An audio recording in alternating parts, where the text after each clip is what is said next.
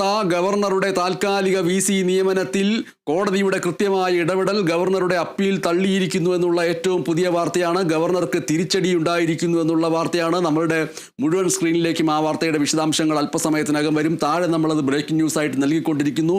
ഗവർണറുടെ appeal division bench തള്ളിയിരിക്കുന്നു. സംസ്ഥാന സർക്കാരും ഗവർണറുമായിട്ട് ഉന്നത വിദ്യാഭ്യാസ മേഖലയിൽ അടക്കമുള്ള കാര്യങ്ങളിലും പ്രത്യേകിച്ച് ഗവർണർ RSS വൽക്കരിക്കുന്നു ഉന്നത വിദ്യാഭ്യാസ മേഖലയെ എന്നുള്ള വലിയ രീതിയിലുള്ള വാർത്തകൾ വരുന്നതിനിടെ ഗവർണറുടെ അത്തരത്തിലുള്ള സമീപനങ്ങൾക്ക് തിരിച്ചടിയാണ് ഇപ്പോൾ കോടതിയുടെ ഭാഗത്തു നിന്നുണ്ടായിരിക്കുന്നത് എന്ന് വേണമെങ്കിൽ സംസ്ഥാന സർക്കാരിൻ്റെ ഭാഗത്തു നിന്നും ഇടതുപക്ഷ നേതാക്കളുടെ ഭാഗത്തു നിന്നും പ്രതികരണമായിട്ട് വരാൻ സാധ്യതയുള്ള ഒരു വാർത്തയാണ് ഗവർണർക്ക് തിരിച്ചടി എന്നുള്ള രീതിയിലുള്ള ഈ വാർത്ത. താൽക്കാലിക VC നിയമനത്തിൽ ഗവർണർക്ക് വലിയ രീതിയിലുള്ള തിരിച്ചടി ഉണ്ടായിരിക്കുന്നു. ഗവർണറുടെ അപ്പീൽ ഹൈക്കോടതി തള്ളിയിരിക്കുന്നു എന്നുള്ള ഏറ്റവും പ്രധാനപ്പെട്ട വാർത്തയാണ്. എന്ന് മാത്രമല്ല, സിംഗിൾ ബെഞ്ചിൻ്റെ ഉത്തരവ് കോടതി ശരിവച്ചിരിക്കുന്നു. കോടതി ഇതിൽ കൃത്യമായ ചില നിർദ്ദേശങ്ങൾ നൽകുകയും ചെയ്തിരിക്കുന്നു.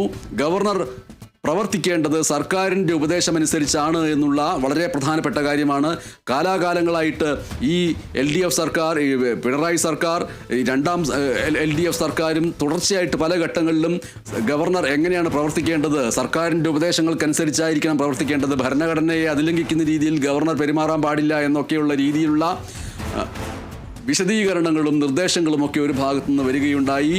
ഇവിടെ താൽക്കാലിക VC 6 മാസത്തേക്ക് മാത്രം എന്നുള്ള രീതിയിലാണ് കോടതിയുടെ ഭാഗത്ത് നിന്ന് വന്നിട്ടുള്ള ഒരു കാര്യം. എന്തായാലും ഗവർണറുടെ അപ്പീൽ ഹൈക്കോടതി തള്ളുന്നതോടുകൂടിയിട്ട് ഗവർണർക്ക് അത് വലിയ രീതിയിലുള്ള തിരിച്ചടിയായിട്ട് മാറുന്നു എന്ന് നമ്മൾക്ക് പറയേണ്ടി വരുന്നു. സിംഗിൾ ബെഞ്ചിൻ്റെ വിധി കോടതി ശരിവച്ചിരിക്കുന്നു. ഡിവിഷൻ ബെഞ്ചാണ് ഈ അപ്പീൽ തള്ളിയിരിക്കുന്നത്. ഇത് ഗവർണർക്ക് തിരിച്ചടിയാണ് എന്നുള്ളതിൽ ഒരു സംശയവും വേണ്ട എന്ന് കൃത്യമായിട്ട് പറയാൻ കഴിയും.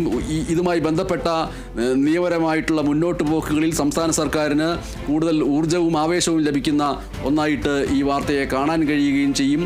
സാങ്കേതിക ഡിജിറ്റൽ VC നിയമനങ്ങളിലാണ് ഇപ്പോൾ ഈ വിധി വന്നിട്ടുള്ളത് എന്നുള്ളതും പ്രധാനപ്പെട്ട ഒരു കാര്യമാണ്. ഡിവിഷൻ ബെഞ്ച് ഇത് തള്ളിയിരിക്കുന്നു.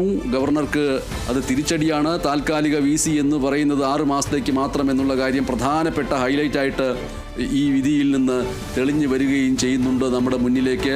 ഗവർണറുടെ അപ്പീൽ ഹൈക്കോടതി തള്ളിയിരിക്കുന്നു എന്നുള്ള വാർത്ത, സിംഗിൾ ബെഞ്ചിൻ്റെ ഉത്തരവ് ശരിവച്ചിരിക്കുന്നു എന്നുള്ള വാർത്ത ഏറ്റവും പ്രധാനപ്പെട്ട ഒന്നായി ഈ നിമിഷം നമ്മുടെ മുന്നിലേക്ക് വരികയാണ്. യൂത്ത് കോൺഗ്രസിനോടുള്ള വിമർശനം നടത്തിയ